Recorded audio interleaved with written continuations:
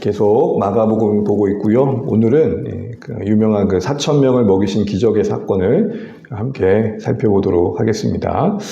요 이야기를 살피면서 오병이어 얘기를 끊지 않을 수 없겠죠. 보통은 이 오병이어 이야기, 5,000명을 먹이신 기적과 4,000명 먹이신 기적, 소위 이제 칠병이어라고 하는데요. 그런데 이어라고 하기에는 조금 애매한 게 엄밀히 말하면은 두 마리가 아니기 때문에 그렇습니다. 그래서 7절을 보시게 되면 두어 마리라 그러거든요. 그러니까 대략 셀 수 없는데 약간의 좁은 영역이죠. 그러니까 굳이 말한다면 칠병 두어 마리 기적, 뭐 이렇게 말할 수 있을 것 같습니다. 어쨌든 간에 소위 칠병이어 기적을 6장의 오병이어 기적과 비교해 보면서 많은 사람들은 같은 내용이 왜 되풀이되는가라는 오해를 하기도 합니다. 근데 분명히 해야 될 것은 같은 사건이 아니다라는 겁니다. 예수님께서도 이 사건을 구별하십니다. 우리 함께 마가복음인데요. 19절 21절 함께 읽어보겠습니다. 내가 떡 5개를 5,000명에게 떼어줄 때에 조각 몇 바구니를 거두었더냐? 이르되 12이니이다. 또 7개를 4,000명에게 떼어줄 때에 조각 몇 강주리를 거두었더냐? 이르되 7이니이다. 이르시되 아직도 깨닫지 못하느냐? 하시니라. 아멘.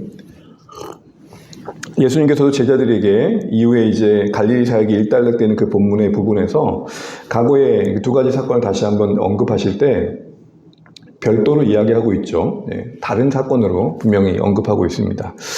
이외에도 마가복음 오늘 본문의 1장을 봐도 8장 1절의 마가가 이렇게 시작을 합니다. 그 무렵에 또 큰 무리가 있어 먹을 것이 없는지라. 여기서 또라는 말은 이 원문의 의미는 그렇습니다. 다시라는 의미입니다. 다시. 그러니까 다시라는 것은 이전의 기적을 이야기하면서 유사한 상황이 또 벌어졌다라는 말이겠죠. 또 그 무렵이라는 말을 보게 되면 본문의 사건이 앞에 있는 치유의 사건, 우리 지난주 살폈던 것처럼 기 먹고 말 던 자의 치유 사건, 그것과 시간적으로 장소적으로 연결되어 있는 시점에 있음을 보여주고 있는 겁니다. 다시 말해서 기 먹고 말 던 자 치유 이후에 곧 이어나온 4,000명을 먹이신 기적 사이에 특별한 장소 이동이 없다는 겁니다. 한 가지 생각할 것은 이 큰 무리는 그렇다면 기 먹고 말 덮는 자가 고친 다음에 아무에게도 알리지 말라고 했지만 모두에게 알려진 그 사건이 이제 지난주 사건이었잖아요. 그렇게 본다면 이 큰 무리는 치유 소식을 듣고 여기저기서 소문 듣고 온 사람들이겠죠. 또 하나 볼 것은 10절에 가서야 이 사건이 끝나고 나서야 예수님의 다른 지역의 움직임이 나옵니다. 그렇다면 이런 결론을 하나 내릴 수 있겠죠. 지금 예수님 여전히 데가볼리 지역에 있는 것. 여전히 이방 땅에 계시는 겁니다. 왜 이게 중요하냐? 이방 지역에 행하신 기적이란 점이 오병이어의 기적과 구별하는 아주 중요한 요소이기 때문에 그렇습니다. 오병이어 기적과 칠병이어 기적, 소위 칠병이어 기적을 구별짓는 중요한 단서 중에 하나는 4,000명을 먹이신 기적은 다른 지역이 아니라 이방 지역에서 베풀었다는 겁니다. 5,000명을 먹이신 기적이 이스라엘 위한 잔치였다면 오늘 4,000명을 먹이신 기적은 이방인들을 위한 잔치였다는 거예요. 이 두 가지 사실을 기억하면서 오늘 본문을 보시면 조금 더 이해가 되실 것 같습니다. 결국 마가가 의도하고 있는 것은 이 4,000명을 먹이신 기적의 사건도 7장 24절에서 정결의 새로운 선언을 하신 뒤에 이제 음식으로 사람이 깨끗해지고 더러워지게 갈라지는 게 아니다. 모든 음식은 깨끗하다. 이것은 이방인들을 향한 어떻게 보면 열린 문을 여신 거죠. 정결규례로 문을 닫았던 유대인들과 다르게 예수님 문을 여신 겁니다. 그 뒤로 예수님의 행보는 이방 지역으로 향하셨습니다. 제법 먼 여정을 걸으셨습니다. 그 행보의 여정 속에 오늘 이야기가 있다는 건 아무래도 의도적이라는 것을 우리가 알 수 있겠죠. 이 상황 속에서 오늘 예수님이 하신 기적을 좀 보겠습니다. 오늘 본문을 보시면 2절에 이렇게 이야기되고 있습니다. 같이 한번 읽어보겠습니다. 내가 무리를 불쌍히 여기노라. 그들이 나와 함께 있은즉 이미 사흘이 지났으나 먹을 것이 없도다. 만일 내가 그들을 굶겨 집으로 보내면 길에서 기진하리라. 그 중에는 멀리서 온 사람들도 있느니라. 일단 2절 시작을 보시게 되면 예수님께서 먼저 무리를 불쌍히 여기시고 먹을 것이 없는 필요를 언급하고 계신 것들을 보게 됩니다. 제자들을 불러 먼저 말씀하고 계시는 예수님의 모습을 보게 되는 것이죠. 특별히 우리가 마가복음에서 종종 예수님이 사역을 하실 때 뭔가 어떤 이적을 행하실 때 항상 이 불쌍히 여기신다는 표현이 나옵니다. 많이 반복되고 있죠. 이건 다른 말로 국률이죠. 국률은 거듭 말씀드린 것처럼 일시적인 어떤 동정심, 감상적인 연민이 아니라 그 상대의 필요에 같이 아파하는 겁니다. 그리고 아파하는 것만이 아니라 해줄 수 있는 것을 하는 거죠. 그래서 국률은 소명을 낳습니다.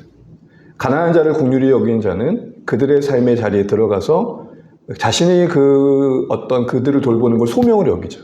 국률은 소명을 낳아요. 예수님도 이 국률 가운데 무리의 필요를 살피시는 거죠. 참 이 무리들이 대단한 것은 멀리서 온 사람도 있지만 예수님과 함께한 시간이 벌써 사흘이 지났어요. 3일간의 시간을 보내고 있는 거예요. 얼마나 그 시간이 자신들에겐 귀하게 여겨졌으면 그랬을까요? 예전에 사진 자료나 이런 영상들 또 이야기를 들어보면 한 수십 년 전에 한국교회가 나름 부흥기를 보낼 때 온갖 지역에서 이렇게 부흥회 열린 장소에 올 때 쌀가마니 메고 오시고 이렇게 밥그릇 같은 거 챙겨 오시고 그래서 주변에서 이렇게 밥 해 먹으면서 말씀드렸던 이야기들 들은 적이 있습니다. 그만큼 뭔가 열정을 보였던 시기가 있었던 거죠. 오늘도 그런 느낌이 있습니다. 그런 가운데 또 보이는 표현은 그 중에 멀리서 오는 사람도 있더라. 예수님이 큰 무리들 가운데 이 언급을 하신 이유는 분명히 각 사람을 보고 계시다는 거거든요. 그냥 무리로 보시는 게 아니라 그 중에는 멀리서 온 사람도 있더라. 우리식으로 얘기하면 이 중에 방어진에서 오신 분도 계시더라. 제일 멀리서 오시면 누구예요, 여기서? 매곡이신가요? 가장 멀리서 오신 분이 계시다. 이걸 보는 거죠. 이건 각 사람에 대한 관심을 보여주십니다. 무리로 보고 계시지 않아요. 그게 국률입니다. 한 가지 더 볼 것은 오병이어의 비교 속에 잠깐 보게 되면 여러분 오병이어를 한번 생각해 보면 누가 먼저 먹을 걸 요청했죠? 제자들이 먼저 요청했습니다. 해가 질 무렵이 되니까 예수님 이대로 두면 안 됩니다. 동네방네 다 보내셔서 자기들이 먹을 것을 챙기게 해야 됩니다. 라고 먹을 필요를 먼저 이야기했었습니다. 그런데 지금은 예수님이 먼저 이야기를 하고 있어요. 제자들이 요청하지도 않았고 이 이유는 뒤에도 살펴보겠습니다만 어느 누구의 요청도 없는 상황입니다. 주님이 먼저 먹을 것이 없는 형편을 살피고 돌보고 계셔요. 우리가 여기 잠깐 생각할 것은 이 단어입니다. 먼저 찾아와 주시는 은혜. 우리가 살아가다 보면 우리의 믿음의 부족함을 경험합니다. 하나님께 채 기도할 생각조차 못할 때도 있고요. 그런데 때로는 내가 그렇게 간절히 기도하지 않았음에도 불구하고 뭔가 일들이 해결될 때가 종종 있어요. 그걸 우리는 어떻게 이해해야 되는가? 또 반대로 기도하지 않은데도 그 문제가 해결되는 상황들을 그냥 운으로 넘기거나 이런 고민을 하는 분들이 제가 들은 적이 있어요. 목사님, 이제 기도하는 것과 하지 않는 것 차이 잘 모르겠다. 어차피 하지 않아도 됐을 일을 우리가 만난 거 아니냐. 그럼 그럴 수 있잖아요. 한번 시험해 볼까요? 우리 기도 내내 1년 동안 안 하고 일들이 어떻게 진행되는지. 우리가 이 시간 기도를 다루는 건 아니겠지만 적어도 이런 의심과 회의는 가질만 하겠죠. 그런데 여러분 한 가지 기억할 것이 있습니다. 보여지는 건 느껴지는 건 그럴 수 있지만 이렇게 보셔야 옳습니다. 믿음이 없는 우리의 연약함을 불쌍히 여기시는 주님의 긍휼의 결과라는 거죠. 그러니까 그렇다고 해가지고 어차피 그럼 가만히 있어도 하나님이 우리를 긍휼히 여기시고 일을 해가신다면 우리 할 일이 없겠네. 이걸 얘기하는 게 아니잖아요. 강조가 중요한 거죠. 뭘 강조하는 겁니까? 함께 따라해 주시죠. 은혜를 은혜로 볼 줄 알아야 된다. 시작. 은혜를 은혜로 볼 줄 알아야 돼요. 거저주는 게 어디 있어요? 뭔가 나의 옆에 펼쳐질 때는 누군가 애쓴 거예요. 하나님께서 우리에게 긍휼을 베푸신 거예요. 우리가 이런 안목을 갖는 게 왜 중요하죠? 훗날 그 모든 일의 배후에 주님이 계셨다는 사실을 알 때 그 시간을 그냥 그렇게 은혜인 줄 모르고 지난 우리의 시간들이 얼마나 부끄럽겠어요. 한 가지 더 생각할 것은 예수님께서 먼저 먹을 것을 언급하셨다는 겁니다. 영혼의 피로만 아니라 무리의 육체의 고단함에 관심을 갖고 계십니다. 우리가 보통 균형 그러는데 우리가 신앙생활할 때 너무 영적인 것도 문제고 또한 너무 육적인 것도 문제죠. 인간성을 상실한 만큼 너무 영적으로 가는 것도 문제라는 겁니다. 예수님은 지금 무리의 필요를 살피고 계시고 먹는 양식을 관심 갖고 계십니다. 비교해보면요. 마가복음 6장에서는 여러분 참 재밌는 게 긍휼히 여기시더라 그 다음에 가르치셨다라는 사역이 나와요. 그런데 8장에서는 긍휼히 여기셨더라 그 다음에 먹을 양식이 나와요. 이거 뭐예요? 밸런스인 거예요. 주님은 떡으로만 사는 게 아니라 분명히 말씀하셨지만 또 또한 떡 없이 살 수 없는 우리를 아시는 거예요. 여기서 한 걸음 더 나아가 우리는 어떤 하나님의 은혜를 기대할 수 있냐면 일용할 양식을 주시는 하나님을 기대해야 된다는 겁니다. 우리의 일상의 필요를 외면하지 않으시는 겁니다. 여러분, 양식이라고 할 때 이 양식은 뭐예요? 우리 삶의 모든 필요를 말하는 거죠. 오늘 본문에 보시는 것처럼 가다가 기진할까 염려합니다. 이렇게 말씀하지 않았어요. 3일 동안 부흥회를 했는데 그까지 배고픈 거 못 이겨? 그렇게 하지 않으셨다. 여러분, 이거 보면 누구 생각나지 않아요? 누가 생각나십니까? 엘리야 생각나지 않으세요? 시내산까지 호렙산까지 가는 게 기진할까 봐 어떻게 하시죠? 먹이고 재우시고 먹이고 재우시고. 그런 수양회를 하면 얼마나 좋을까요? 먹이고 재우고 먹이고 재우고. 하나님이 가다가 기진할 무리들의 그 곤고함을 보시고 애잔한 시선으로 보고 계시는데 그들만 그렇게 보신 게 아니라 우리의 고단한 현실을 향해서도 그렇게 보고 계신다. 이 시대에 어떤 우리의 삶의 여러 어려운 형편 속에서 우리가 느낄 수 있는 그 초라한 현실 속에서 또 궁구한 현실 속에서 하나님은 그걸 외면하지 않고 계시다는 겁니다. 그래서 우리의 자세는 뭡니까? 육신의 필요를 구하는 것을 비영적이라고 생각할 게 아니라 우리 삶에 필요한 것들을 믿음으로 구할 필요가 있는 것이죠. 이런 예수님의 긍휼히 여기시는 어떤 관심과 요청 속에 제자들이 보는 반응을 보면 이렇게 보입니다. 4절 읽습니다. 시작. 제자들이 대답하되 이 광야 어디서 떡을 얻어 이 사람들로 배부르게 할 수 있으리까? 여러분, 제자들의 반응이 조금 어떻게 느껴지세요? 광야입니다, 예수님. 도대체 어디서 떡을 얻으란 말입니까? 이렇게 느껴지실 때 좀 뭔가 약간 불만스러운 게 느껴지시나요? 근데 볼멘소리 하는 것 같죠? 여기서 우리는 학습효과 전혀 없는 제자들을 보고 우리의 모습을 봅니다. 여러분, 지금 이 사건은 뭘 지나왔어요? 오병이어를 지나왔어요. 제가 오병이어를 경험했으면 적어도 이렇게 말했을 것 같아요. 주님, 광야이지만 그때 오병이어를 기억해보면 예수님, 당신이 하신다면 좀 하실 수 있지 않을까 생각합니다. 이 정도도 되지 않을까요? 그게 정답 아니에요, 어느 정도? 그런데 뭐라 그래요? 어디서 떡을 얻냐고 따지고 있어요. 마치 처음 겪는 일처럼 회의적인 반응을 보이는. 이전에 200데나리온 떡을 사다가 사람들을 먹여야 하느냐라고 따지듯 물었던 반응과 다르지 않아 보여요. 너희들이 먹을 걸 줘라 했더니 제자들이 그러죠. 주님, 그렇게 하려면 200데나리온이 필요하고 그걸로도 그 떡을 살 동네도 없습니다. 이렇게 얘기를 했거든요. 다르지 않죠? 조금은 더 적극적으로 보이는 표현일 뿐 나가서라도 사겠다고 말을 했으니까. 지금은 어디 가서 삽니까 정도니까. 여러분, 광야라는 게 이렇듯 무섭습니다. 우리가 믿음으로 산다고 하지만 우리 각자 마주한 강연은 상대적이기에 그런 거 가지고 그러냐고 말하기 어려워요. 내 앞에 마주한 강야는 나에게는 버거울 때가 많고 누군가에게는 그 정도라고 해도 나에게는 무거울 때가 많아요. 사실 우리 각자가 살아가다 보면 알지만 무력화될 때가 참 많아요. 무장 해제되듯이 무리의 믿음이 아무런 반응을 하지 못할 때가 있어요. 기도 응답을 모르는 게 아니에요. 도우셨던 하나님을 경험하지 않았던 게 아니에요. 분명 하나님이 함께 하신 걸 알아요. 근데 마주한 현실 앞에 그 믿음이 작동 안 될 때가 있단 말입니다. 제자들만이 그런 게 아니라 우리도 어제의 은혜를 잊고 오늘 다시 무너지는 모습을 반복할 때가 있다는 것이죠. 새로운 문제 앞에 다시 불안이 작동해요. 분명 기도하면 하나님 도우시는 걸 경험했음에도 불구하고 나는 마침 처음 겪는 일처럼 또 불안해하는 거죠. 우리의 모습을 제자들 모습 앞에 다시 한번 돌아보면서 우리 과거에 우리에게 행하신 일들을 기억하지 못하고 혹시 걱정만 하지 않는지를 돌아보게 됩니다. 그런데요, 이런 생각이 조금 들어요. 마가는 왜 자꾸 이렇게 제자들이 부족한 모습을 보일까? 이 부분을 계속 언급하는 부분이지만 이번 기회를 다시 한번 정리해보면 좋겠는데요. 이걸 하나 분명히 아셔야 됩니다. 지금 마가는 소위 세상 말로 제자들을 까는 게 아니에요. 폄하하는 게 아니라고요.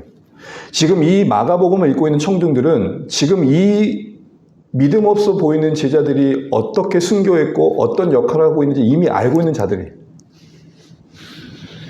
이미 초대교회 공동체에게는 지금 이 기록상에 나와 있는 제자들의 과거의 모습은 지금의 모습과 다르다는 것을 알고 있다고요. 그럼 뭘 보여주고자 하는 걸까요? 그러기에 폄하하는 의도가 아니라 그들이 변했다. 무엇으로? 하나님의 은혜로. 그러니까 이렇게 말하는 거죠. 지금 이렇게 헌신하고 있는 제자들은 과거에 이런 연약함이 있었다. 그러니 그 연약함 속에 있는 당신들도 소망을 가지면 좋겠다.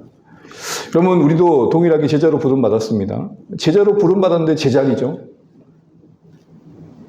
제자로 부름받았는데 제자리죠. 우리를 그러나 그 자리에 그대로 두지 않고 한 걸음이라도 더 내딛게 하시는 하나님의 은혜가 분명히 있단 말입니다. 쪼개면 별 변한 것 같지 않지만 어느 정도 통으로 보고 나면 그래도 변한 게 있어요.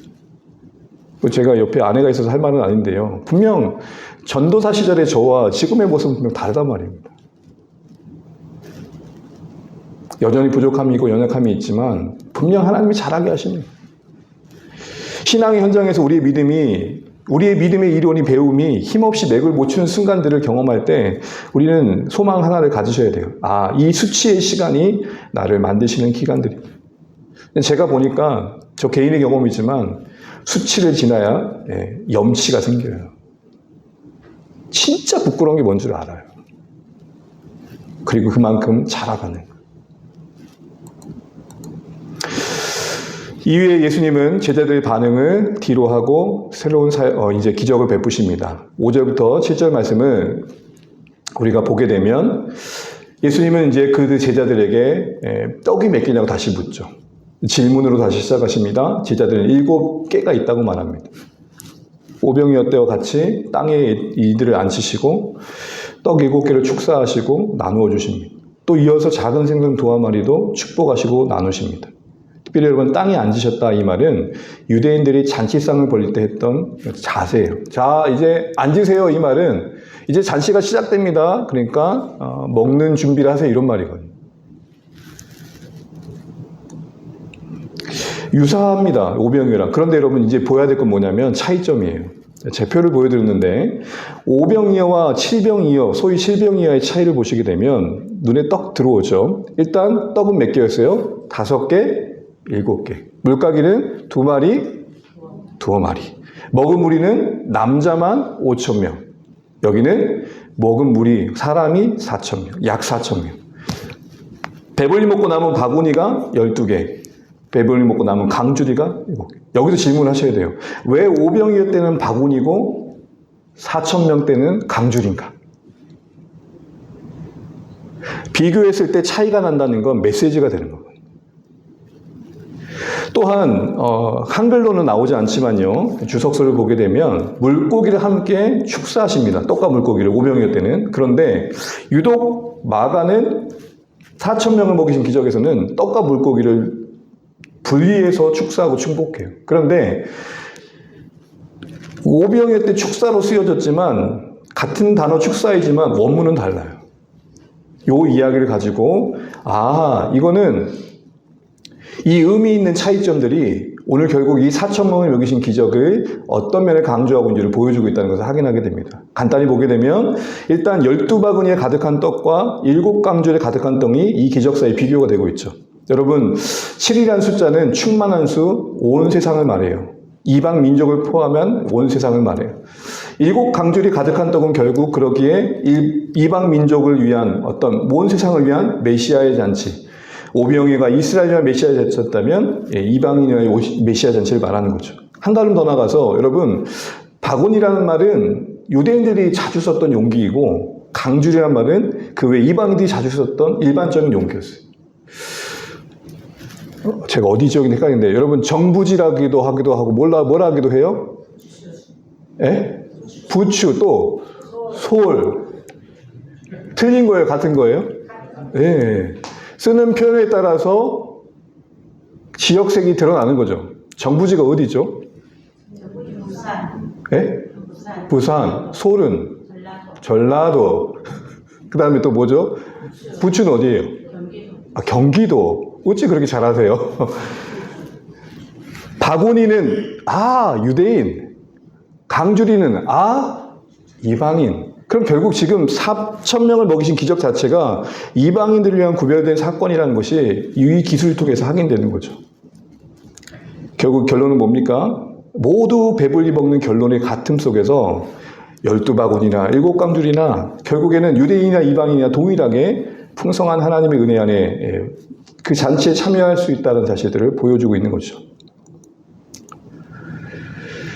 앞서 축복하셨다는 단어도 오병이어 때와 칠병이어 때 다른데 이 4,000명을 먹이셨을 때 이 축복하셨다는 표현은 성만찬 때 썼던 단어를 일부러 쓰고 있는 걸 보게 돼요. 결국 이 광야에서 벌어진 잔치상이 이방인들을 위한 성찬식이라는 것을 마가는 일부러 보여주고 있는 것이죠. 그런데 여러분 이 사건을 보고 있는 유대인들이 한번 배워보시죠. 제자들은 유대인들입니다. 지금 이방인들에게까지 이런 동일한 은혜, 오병이어의 기적을 그들은 분명히 기억하고 있어요. 이스라엘의 잔치를 보여주신 하나님의 메시아적 사역이 그들에게 인상 깊게 남았을 겁니다. 그런데 지금 이 시점에서 이방인들에게 동일한 은혜가 주어지고 있는 게 지금 낯설고 불편했을 것 같아요. 오병이어 때 먹을 것이 없음을 적극적으로 알렸던 제자들의 모습에 비해서 조금 소극적인 모습의 이면에 이런 이유가 있지 않았을까 생각을 해보게 돼요. 그러니까 그럴 필요조차 생각하지 못했던 거죠. 이스라엘 백성들 가운데 있었을 때는 나서서 이들을 먹여야 되면 했던 사람들이 똑같이 배고픈 현장을 겪고 있는데 굳이 이들에게 뭔 기적이 필요할까요? 이런 생각을 했을 거라는 겁니다. 한 가지 볼 수 있는 숨겨진 뉘앙스가 7절을 보시게 되면 이런 표현이 나와요. 따로 됐다 그랬잖아요. 오병이어는 말씀과 물고기를 같이 축복하셨는데 4,000명을 먹이실 때는 떡 따로 물고기 따로 하셨어요. 근데 참 재미있는 표현이 이렇게 나와요. 물고기를 축복하신 다음에 이렇게 표현해요. 이것도 나누어 주게 하라. 여러분 한번 생각해 보세요. 상상을 해보세요.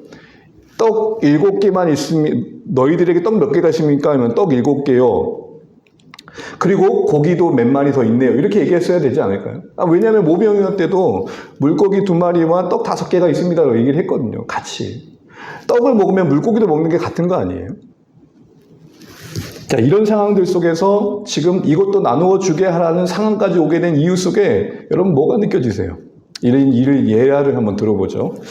옛날에는 여러분 한갑잔치는 동네 잔치였죠. 네, 그렇게 들었습니다. 그러면 온 동네 사람들이 와요. 그러면은 구걸하는 거린들도 그 잔치에 참여하게 될 때가 있죠. 보통은 가운데 자리 못 오지만 저 끝자락에 상에서 먹어요, 먹을 것을. 근데 주인이 돌아다니다 보니까 밥만 주네? 에야, 여기 고기도 갖다 줘라. 그러는 거예요.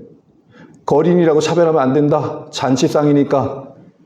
그렇게 얘기를 했을 때 처음에 그 상을 춘 사람은 뭐라고 할까요? 투덜투덜 대면서 뭐라 그럴까요? 고기가 어딨어? 거린까지 줄까? 고기가 어딨냐고. 그랬을까요? 안 그랬을까요? 이해 안 되세요? 지금 물고기를 주시면서 이것도 줘라 했을 때 유대인들의 마음은 어떨까요? 고기까지요?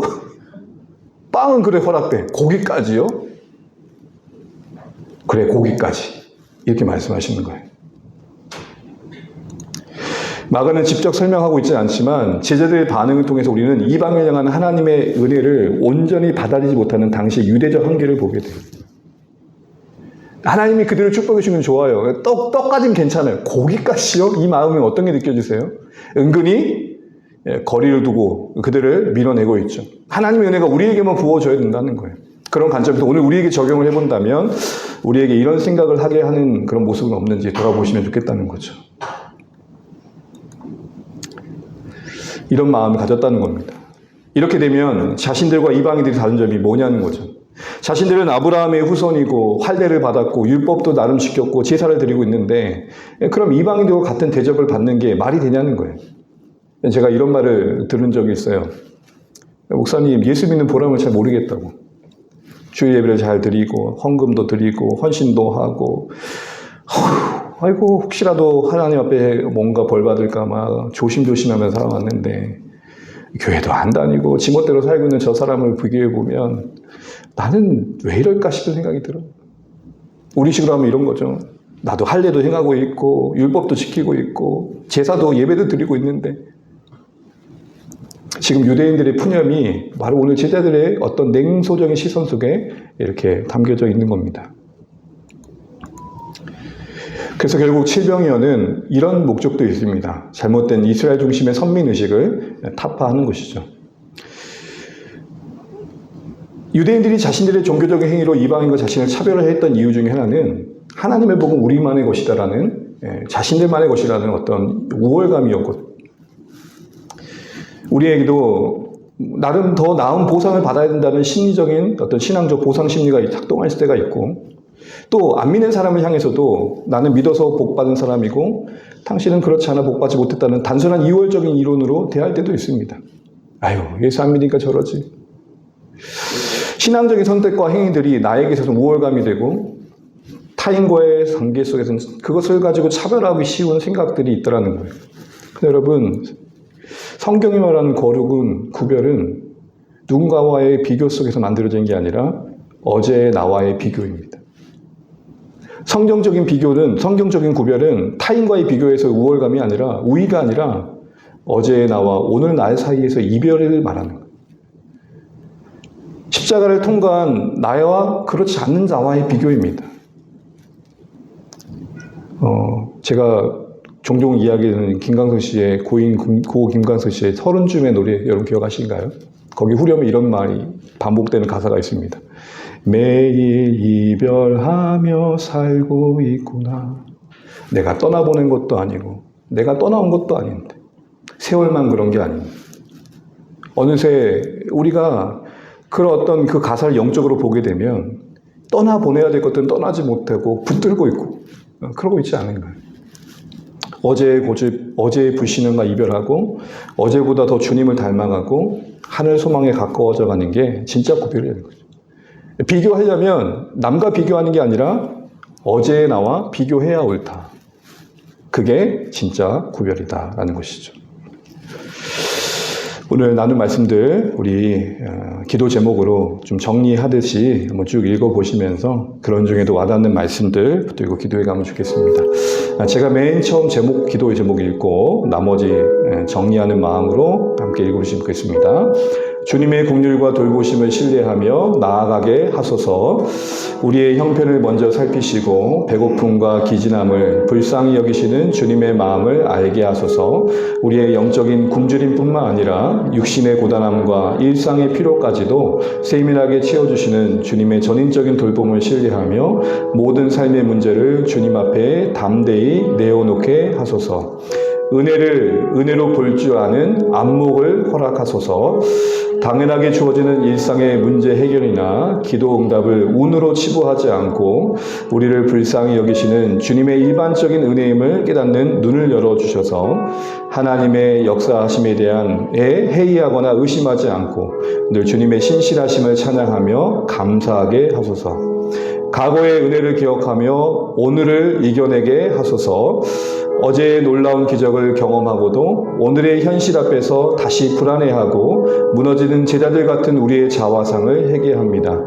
광야 같은 현실의 높은 벽에 부딪힐 때마다 주님이 과거에 행하신 일들을 기억하게 하시고 우리를 자라게 하시고 헌신의 자리로 이끄시는 하나님의 신실하심을 끝까지 붙들게 하소서. 마지막입니다.